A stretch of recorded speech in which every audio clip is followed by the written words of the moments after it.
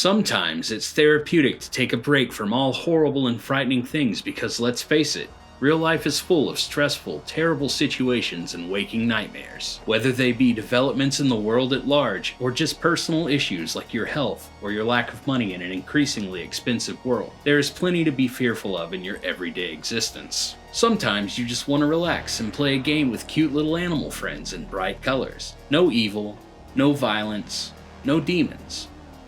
Okay, maybe a little of that stuff bleeds through here. Cult of the Lamb was released on August 11, 2022. It was developed by Massive Monster and revolves around the titular lamb who is resurrected after his sacrifice to cruel gods. The lamb is then tasked with building up a cult of worshippers for the god that brought him back. I'm Levi from Hardwired, and I was once told I would make a great cult leader, so I figured there's no time like the present to give it a shot. Cult of the Lamb opens with your lamb in prison. You only have one direction to head, and at the end of the path are the 4 bishops of the old faith. They call you a heretic and have their executioner sacrifice you. You then find yourself in a white fluffy place where the gods have imprisoned the one who waits, who is apparently your patron god. He offers you back your life, but at a price. That price is to build a cult in his name. It's an offer you can't refuse. No, seriously, you can't refuse. Your only options are yes and absolutely. The one who waits then bestows the black crown upon you and you are revived.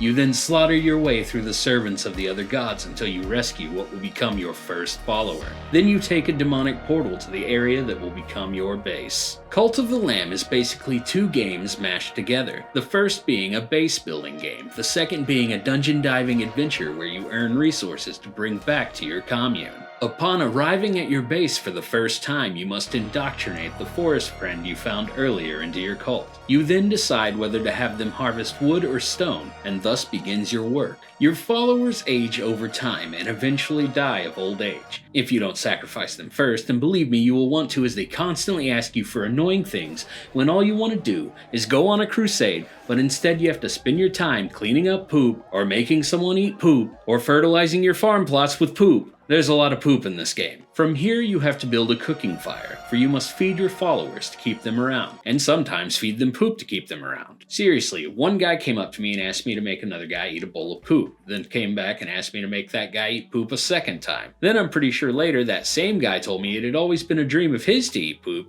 and he asked me to make a bowl of poop for him to eat, and as he was vomiting from E. coli poisoning, he thanked me for my wisdom. Anyways, after you cook your first meal, you are then introduced to the other half of the game, Crusades. When you head to the Crusade gates for the first time, you and your single follower perform a ritual that opens the gate to the first land called Darkwood.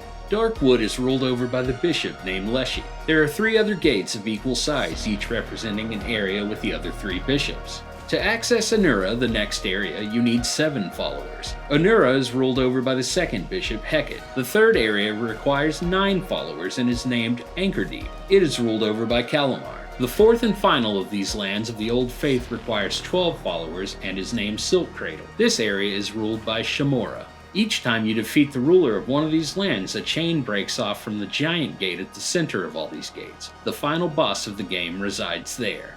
Each time you enter a crusade, it gives you a randomly generated maze to fight your way through. You must pick up a weapon and a curse to use before you can begin. The curse is your long-range attack, but it requires fervor to use, which is finite, so use the ability sparingly. Fervor is obtained from completing a room in the dungeon, and it drops from the chest that appears when the room is cleared. Though eventually, with tarot card upgrades, enemies will drop some fervor when they die as well. There are tarot cards that give you all manner of upgrades. You can get extra hearts, increased weapon damage, increased weapon speed, decreased fervor cost for your curses, yada yada yada. Each time you do a crusade, it will end in a mini-boss. After you've done 3 crusades and beaten 3 mini-bosses, the next crusade you do will end with you fighting the corresponding bishop of the Old Faith for the area. You will gather resources needed to upgrade your base as well as rescue followers along the way, and each mini-boss you beat will revert to a small friend that you can indoctrinate. So back to your cult compound, where much of the game is spent. Here you will spend your resources to build various things to make life in your community better. You of course will need sleeping quarters for your followers, and a shrine for them to worship at so you can collect that sweet, sweet devotion. Another important building is the temple, where you can deliver your sermons, upgrade your crown abilities, perform rituals, and create new doctrines. Sermons can be performed daily and give you a quick cash-in on your faith points, which can be used to upgrade the Black Crown. These upgrades help you do more damage while on crusades. You can create new doctrines by acquiring 3 fragments of stone tablets. These fragments are sometimes found during crusades and are given to you every time one of your followers levels up in their faith. The new doctrines decide which direction you want your cult to lean philosophically, while also granting you certain rituals to use to keep your faith high. Rituals include things like a simple bonfire dance, a 3-day fast, sacrificing one of your followers, or even resurrecting one of your followers. The game's overall visual design is pleasing. I like the Happy Tree Friends looking characters and the bright colors, but I also love all the demonic imagery and Lovecraftian monsters. It's an interesting blend of styles. The sound design in the game is great as well. The music is pretty chill, kind of like a lo-fi beat.